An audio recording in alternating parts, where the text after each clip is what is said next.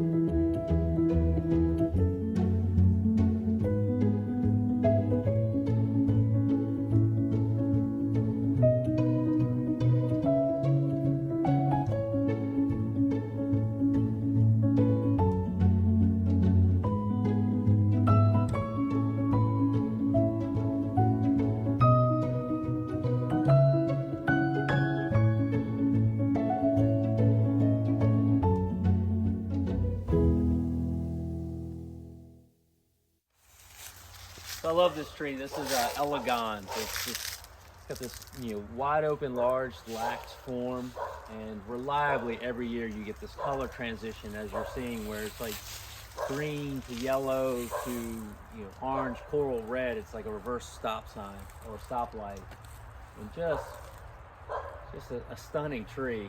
To the point I'd love to come be under it and even put a bench, even though half the time I stand, but That's because you don't sit. I don't sit. So, but I like the idea that there's something inviting me to sit, but I still come out here and get under it nonetheless.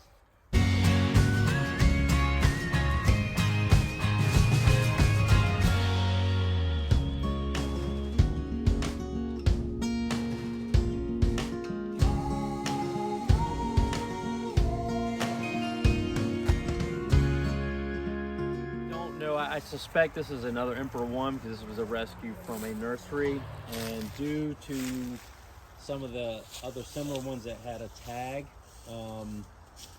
there's Red Emperor, Emperor One. To be honest with you, they're the same tree, but all the characteristics kind of suggest that's what it is. The smaller stature, I think, is because of the stress and lack of resources being under larger trees on a dry hill. But it's nice because I get this. I mean, this is eye level, and you let it walk up and have this just hit you in the face.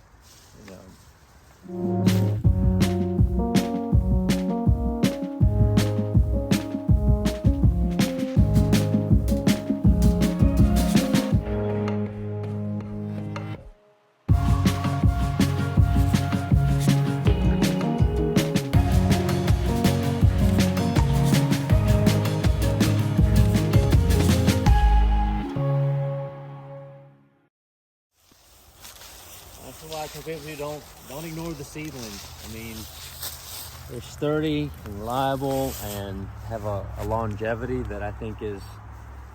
I love the cultivars. And again, obviously those are what contributed to these, but they just have a steadfastness that is just amazing. And also, you never know what you're going to get. This is the box of chocolate things. So this is Camellia Greens Blues, and this has been its most stunning year, even despite the last couple of nights of frost. where it comes out, you know, they start like really hot fuchsia or dark magenta and goes through this transition. But some of these are like, I mean, quite literally like a violet blue. I mean, that is amazing. A little bit of stress from the weather, but I mean, there's buds still opening on this end.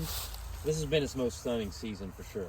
Oh, Bobby is going to be so excited to see this. This is reliably my December Japanese maple. This is Sabio. It's probably Christine's favorite. Really nice, fine texture, but very sturdy, wide branching, and goes this, you know, wonderful red, which, you know, with being in shade, maybe it's not quite as apparent right now, but always gets me into week 1 or 2 of December. And it sits right outside the window, so it's a nice pleasant view each morning or every day. There's Pearl. But Shishikashira next to it is looking really good.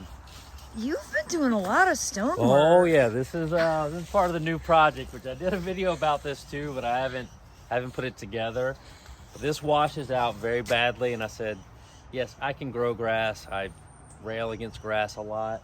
I just said I'm not doing it anymore here, so we're changing it up. So I brought some stones in to kind of make it kind of like a dry creek bed, but it had to be traversable. We have to be able to walk on this, you know, so riprap wasn't going to be an option. These are huge. Yeah, and me and Christine did it, with the exception of one day when the mailman stopped and helped us do a couple of them. A mailman? Yeah. What it is, he didn't like the sound of the squeaking wheel on the wheelbarrow.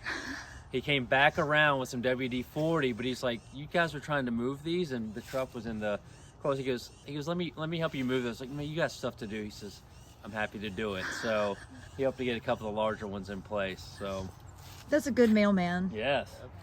So here's Shishikashira. Again, nice, tight, really short internodes. You get the stacked quality.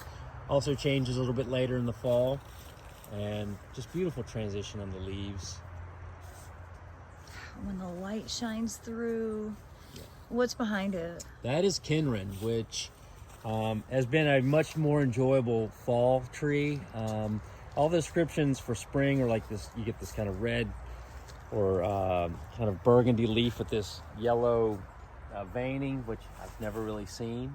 And I'm okay with it, but come fall, it turns a very screaming red, which when the light hits it, you know, will glow like some of the ones we saw in the back. And again, if we can retain the leaves without bad weather, it's beautiful for a couple weeks. Benny Sheehan, when you kind of get the, you know, the kind of toasted amber on the gold, it's just... And the leaf litter is so beautiful. It is. I clean up leaves in the back all the time from the normal deciduous trees, just because, you know, I don't want them to smother the little bit of grass I'm trying to rejuvenate. But when the maple leaves come down, they get to sit for a while. You know, I'll take the artwork scattered at my feet, you know, for a little bit longer. Oh, well, this is a unexpected surprise. This is Clematis Ramona, and you know I'm a clematis guy, but look at this beautiful bloom despite several nights in the of 20s. Freezing, like mid-20s. Wow. And buds still coming that aren't damaged. Oh my gosh. There's definitely something strange in the climate, but we're not going to argue that point. It's this is definitely... It's a December 1st clematis bloom. With another one coming that, I mean, again, the next few nights may decimate that, but... Still, that's pretty awesome. And beautiful. I know this was a very brief run through the garden. Again, the timing is always crucial with what's on display, but we've certainly got to see some things, but there'll be more to see when I get my own video up, because I've been running through several days, taking some footage, both stills and video, and once I just get a little bit of time to put it all together, I'll have something up so you can see this in a little bit more of its glory. Today was probably a taste, and it probably works out well that way, so just stay tuned, and thank you for joining me in the Yarden. And what's your YouTube? It's Sabio Yarden. And your Instagram? Is D_A_Sabio. So follow him, everybody. Yeah, come take a look.